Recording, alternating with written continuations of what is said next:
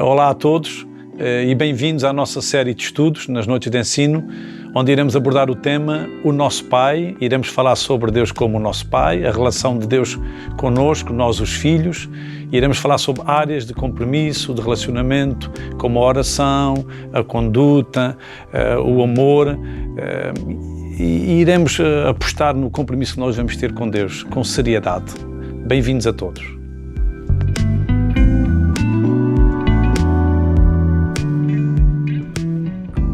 Ora então, uma boa noite e bem-vindos à nossa série de estudos sobre o nosso Pai, Deus como o nosso Pai.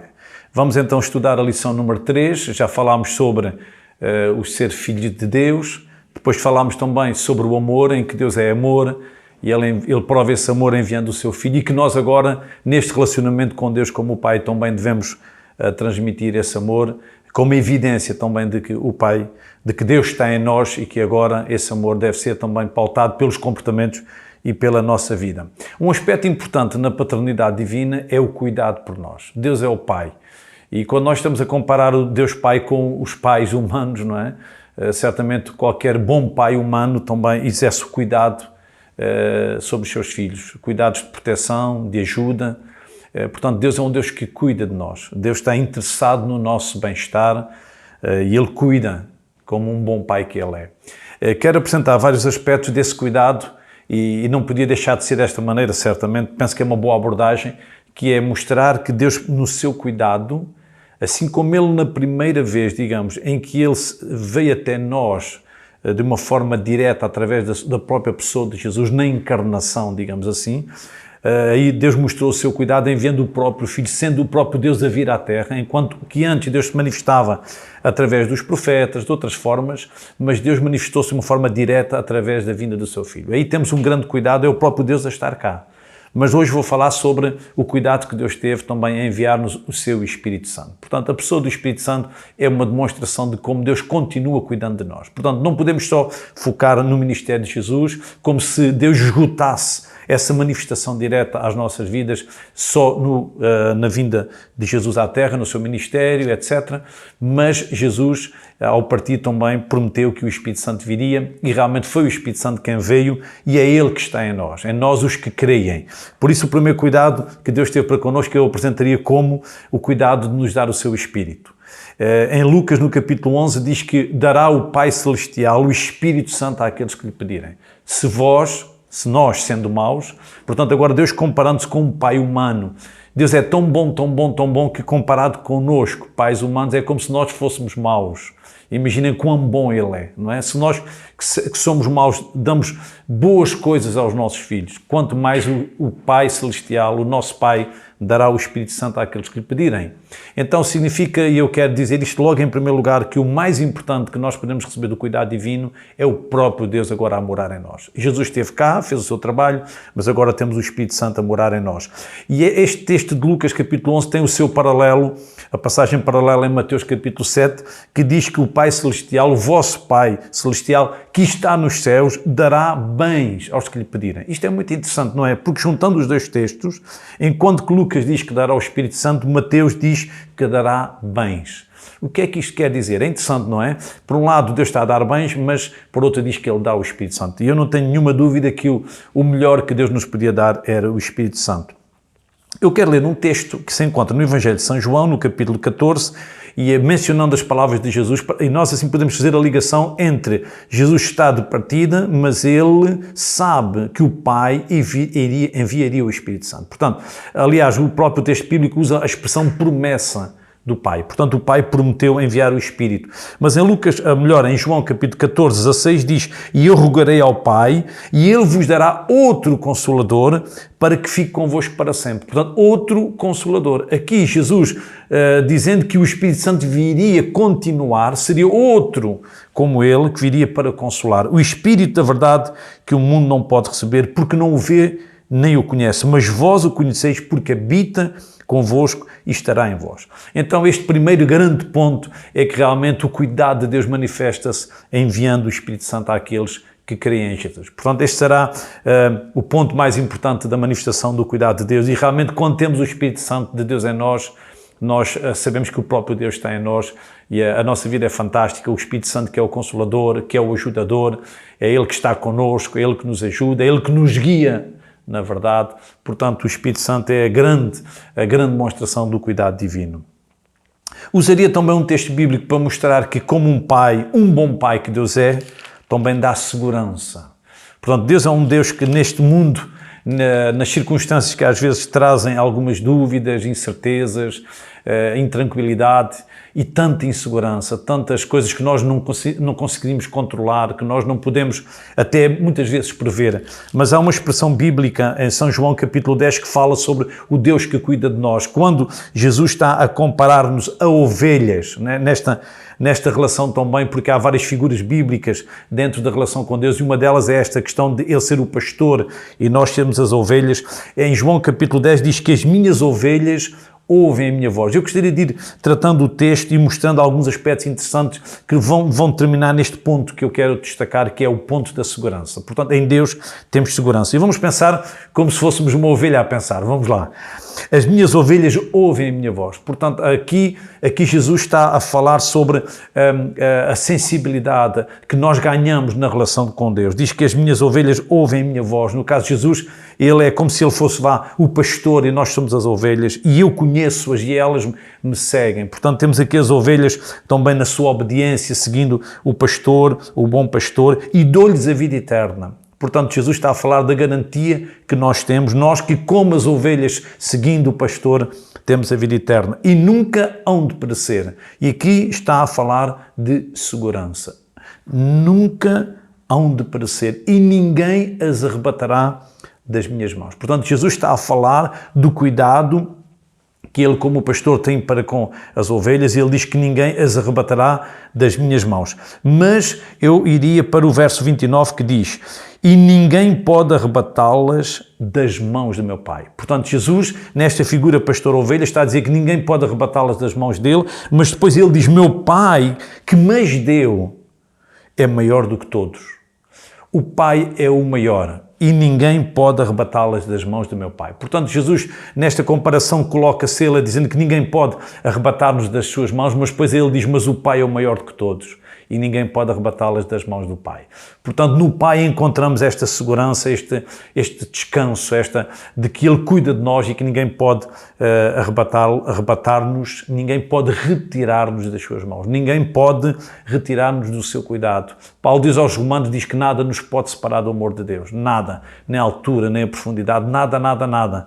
Eu diria assim que o único que nos pode tirar das mãos dele somos nós próprios, ao retirarmos da égide do seu cuidado, da sua segurança, mas ninguém, nada nos pode arrebatar das mãos do Senhor. Então, no seu cuidado, o Pai dá-nos o Espírito Santo, Ele deu-nos o Espírito Santo que mora em nós, Ele tinha prometido, o Espírito Santo foi enviado por Jesus, nós temos o Espírito Santo, nós os que queremos, e temos também a segurança que ninguém nos pode tirar das mãos do nosso Pai. Um outro aspecto que nós encontramos também na Bíblia e também ainda neste aspecto de pai, porque os pais cuidam dos filhos, os pais, e o meu terceiro ponto, a minha terceira ideia é que Deus como Pai, neste cuidado que Ele tem sobre nós, Ele supra as nossas necessidades. Isto é um ponto muito importante na existência humana, não é? A sobrevivência, o conseguir manter-se vivo, o cuidar de si, cuidar da sua saúde. De forma instintiva nós cuidamos de nós próprios. E a Bíblia põe aqui a relação com Deus em termos do cuidado de suprimento. Portanto, o Deus Pai que cuida. Nós somos os filhos e Deus é Pai. E o Pai cuida.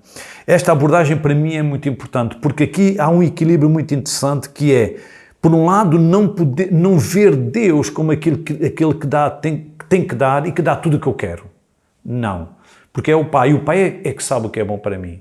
Mas, por outro lado, eu não posso ter receios, medo de que agora estou perdido, de que a minha vida vai acabar mal e que agora não tenho isto e mais aquilo. Não. Há aqui um equilíbrio que me leva a confiar, a depender e a viver tranquilo, que Deus dá aquilo que eu preciso. Em Timóteo diz que se nós tivermos com que nos cobrirmos e sustento, devemos estar contentes. Talvez a grande dificuldade por trás disto é o mundo materialista em que nós vivemos, que quase nos sentimos obrigados a ter tudo e mais alguma coisa. Isto gera insatisfação nas pessoas. As pessoas ficam insatisfeitas por não terem muitas coisas. Mas realmente quando nós vivemos para Deus, quando Deus mora em nós, quando Ele é o Pai, também há sentimento de descanso, de conforto, de alegria. Aprendemos a viver com as coisas, aprendemos a ser felizes, aprendemos a confiar de que Ele vai dar o que nós precisamos. E realmente o texto de Mateus mostra de que Ele, o nosso Pai, supre as necessidades dos nossos filhos. Eu usaria um texto que diz que não andeis cuidadosos quanto à vossa vida. Estão a ver a ideia? Não andeis cuidadosos, não andeis ansiosos pelo que haveis de comer ou beber ou haveis de vestir.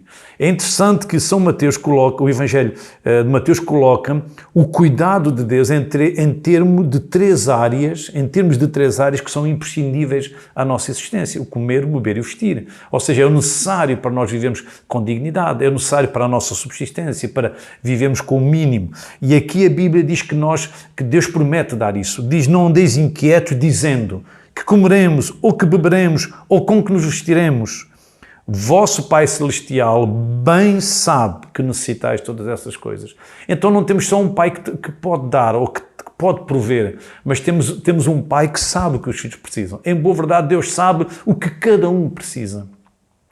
Eu quero voltar a este ponto. Deus não promete dar tudo o que eu quero. Não promete isso. Mas Deus promete dar tudo o que eu preciso. Tudo o que eu necessito.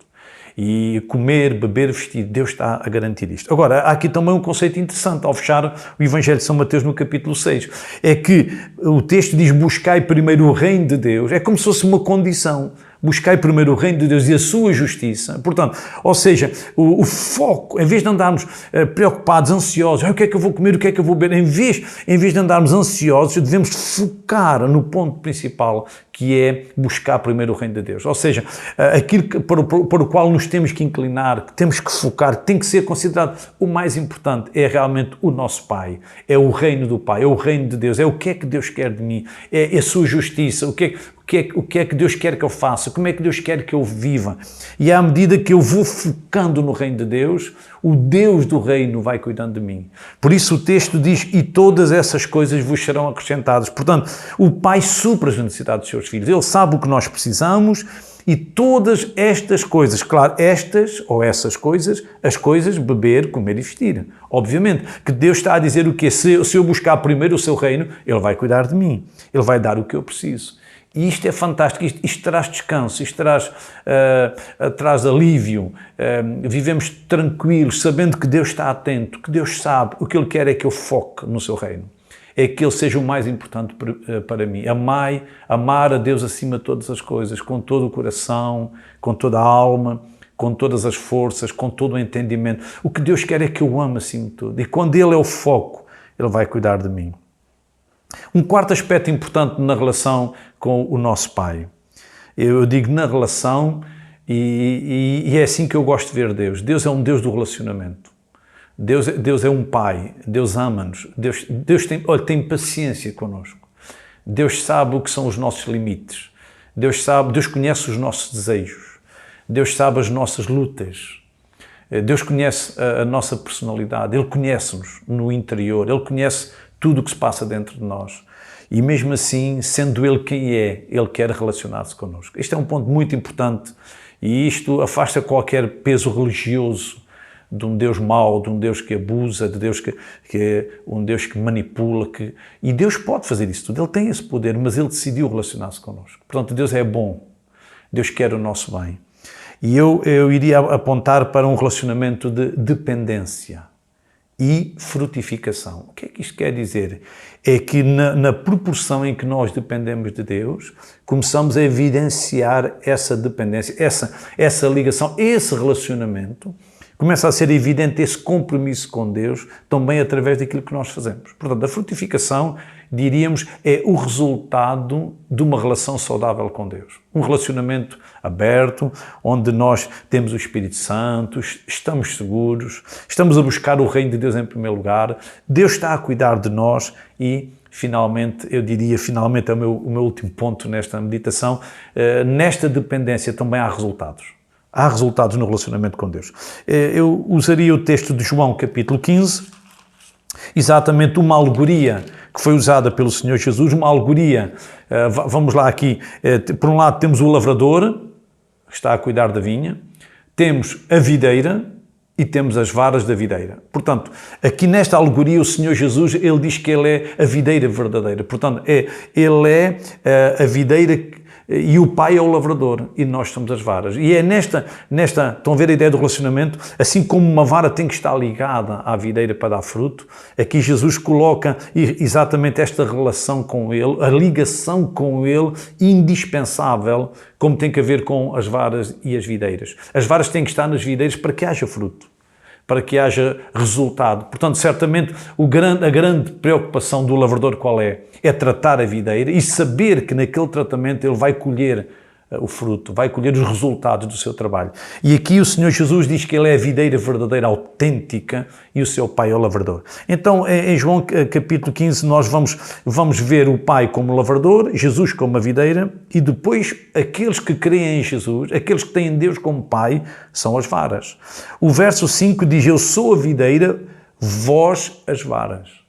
Vós as varas. Portanto, aqueles que estão em compromisso com Deus, estão comprometidos com Deus através de Jesus, estão ligados a Jesus. Ele é a videira.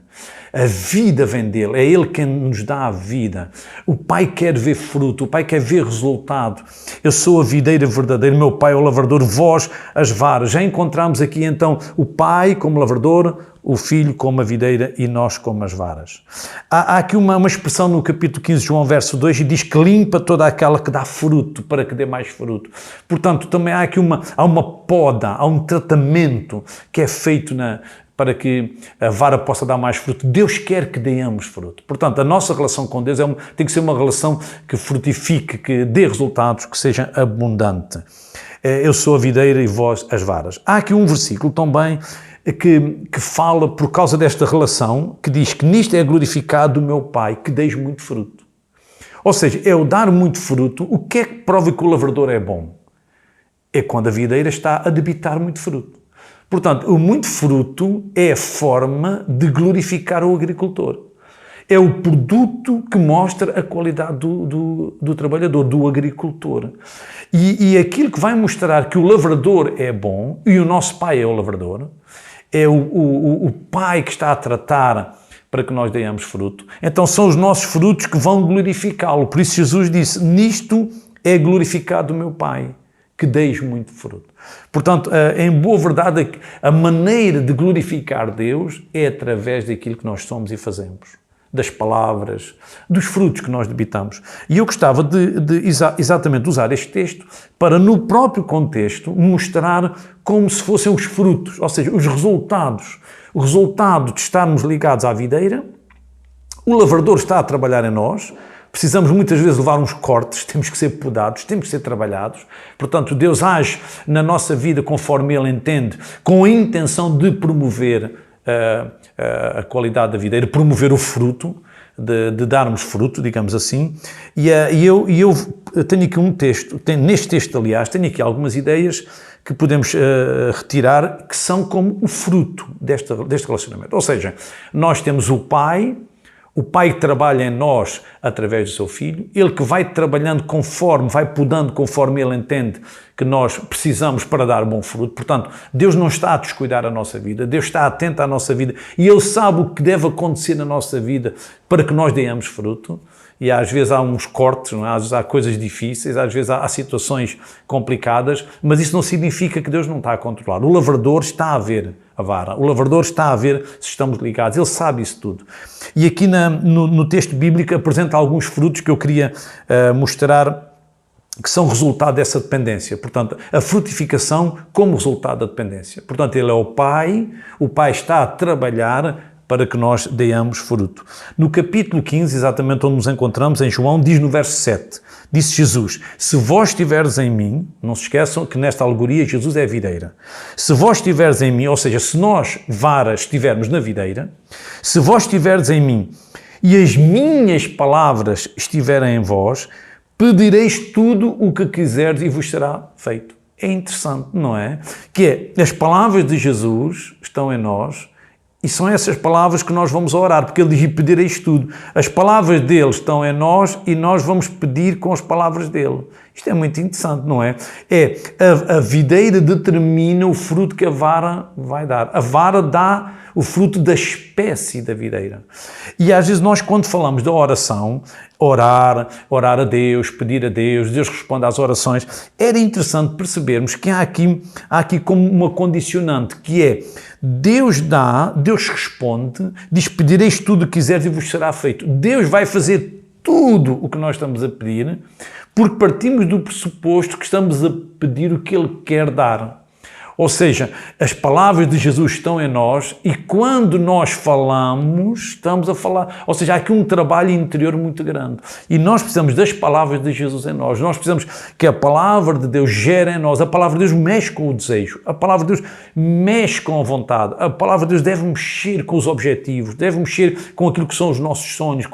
A palavra de Deus é transformadora. As palavras de Jesus devem estar em nós, elas devem mexer connosco, devem provocar mudança.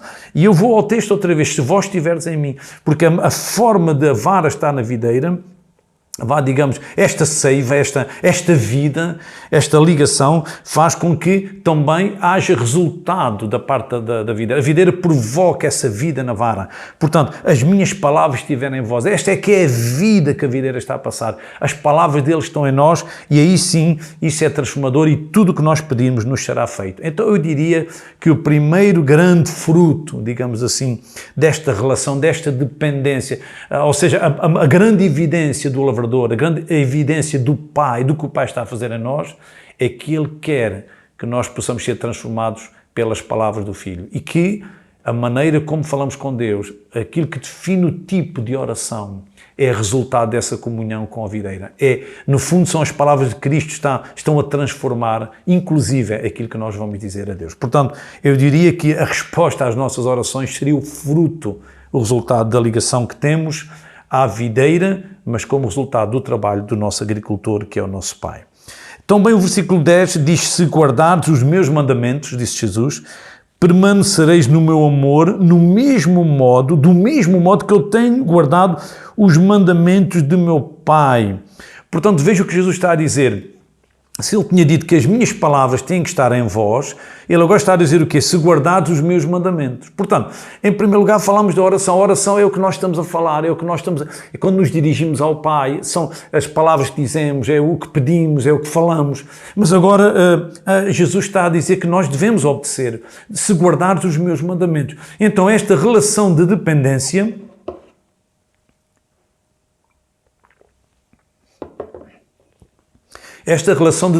não mexe só com a questão das orações, com as palavras que nós dizemos, mas mexe com a questão da nossa obediência. Porque Jesus está a dizer: se guardares os meus mandamentos.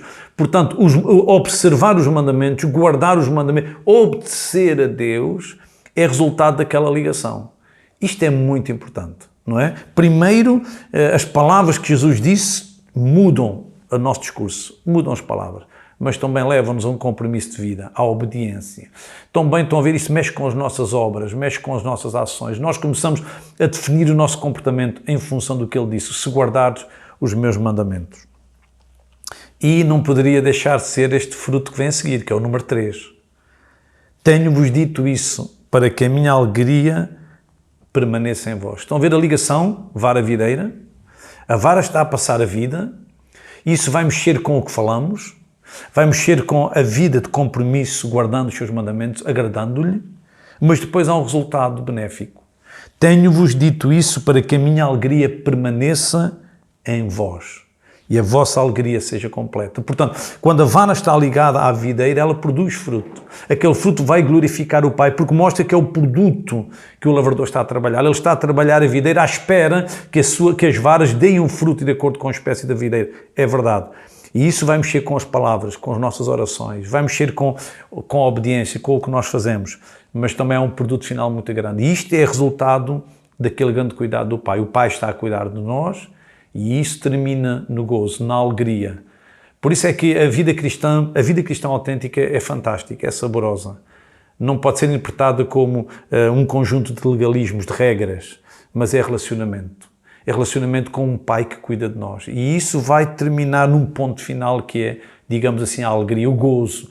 É agradar a Deus traz gozo, traz alegria, é resultado de um relacionamento saudável. Sabemos que o que Deus está a pedir de nós é bom para nós. E claro que nós também queremos obedecer, nós queremos agradar o Pai, nós queremos glorificá-lo através dessa demonstração, através dessas palavras, através dessa vivência que vão culminar numa alegria que nós temos. Como Jesus disse, tenho-vos dito isso para que a minha alegria permaneça em vós, permaneça e a vossa alegria seja completa. Pronto, a alegria, a obediência leva-nos para o ponto da alegria. A alegria de agradar a Deus. E esta deve ser a chave da vida cristã, é o prazer de querer agradar a quem está a cuidar de nós. Deus é o nosso Pai. Que Deus possa abençoar-vos e ajudar-vos também, para que possam desfrutar desse cuidado, mas para isso precisamos ser os filhos.